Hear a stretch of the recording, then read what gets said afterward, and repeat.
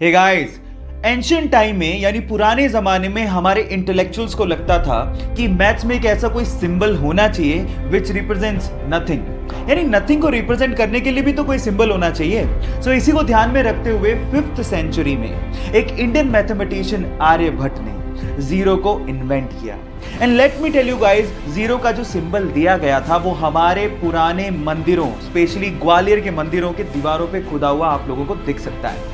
So guys, अगर आप ये सोचते हैं कि जीरो की इन्वेंशन कोई बड़ी इन्वेंशन नहीं है, तो मैं आपको आपकी जानकारी के लिए बता देता हूं, अगर जीरो इन्वेंट नहीं हुआ होता ना तो बाइनरी लैंग्वेज नहीं आती, और बाइनरी लैंग्वेज नहीं आती तो एक कंप्यूटर लैपटॉप कुछ नहीं होते।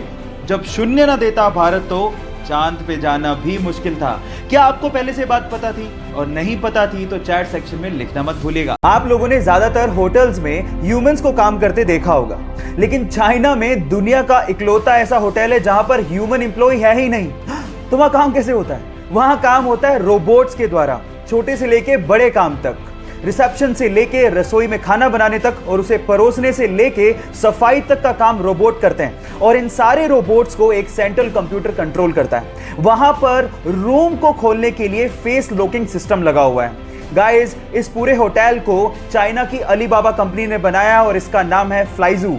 ऐसी टेक्नोलॉजी, ओह माय गॉड, मैंने तो पहले कभी नहीं देखी। जहां एक और कोरोना वायरस पूरी दुनिया के 32 से ज्यादा देशों में अपने पैर पसार चुका है, वहीं पूरी दुनिया के शीर्ष नेताओं से लेके शाही परिवार तक हमारी भारतीय संस्कृति को फॉलो कर रहे हैं। वो हैंडशेक की बजाय नमस्ते कर रहे हैं। पूरी दुनिया में भारतीय संस्कृति की तारीफ हो रही है।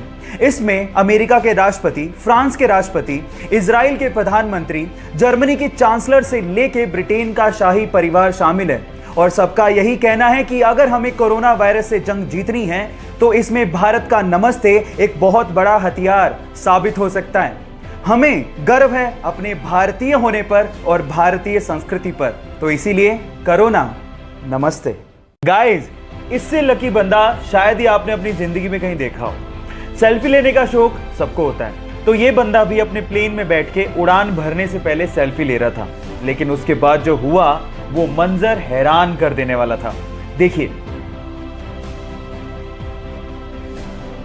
गाइस, क्या आपको भी लगता है कि ये बंदा बहुत किस्मत वाला है, या इससे भी किस्मत वाला बंदा आपने कहीं देखा है? चैट सेक्शन में लिखना मत भूलिएगा।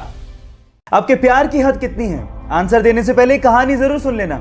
यह बात 1970 की, जब स्वीडन से एक टूरिस्ट से एक इंडियन आर्टिस्ट को पहली नजर में प्यार हो गया। उसके बाद वो एक दूसरे को डेट करने लगे और फिर शादी हो गई। लेकिन कुछ कारणों की वजह से उस लड़की को वापस अपने देश लौटना पड़ा। लेकिन उस लड़के ने कहा था कि हम लोग एक दिन फिर से मिलेंगे।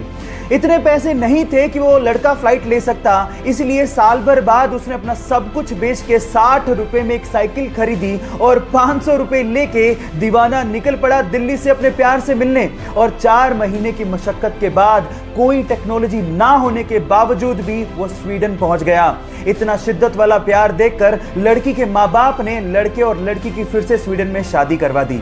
है ना जुनूनी बात? आपके प्यार में कितना जुनून है? चैट सेक्शन में लिखने मत भूलिएगा।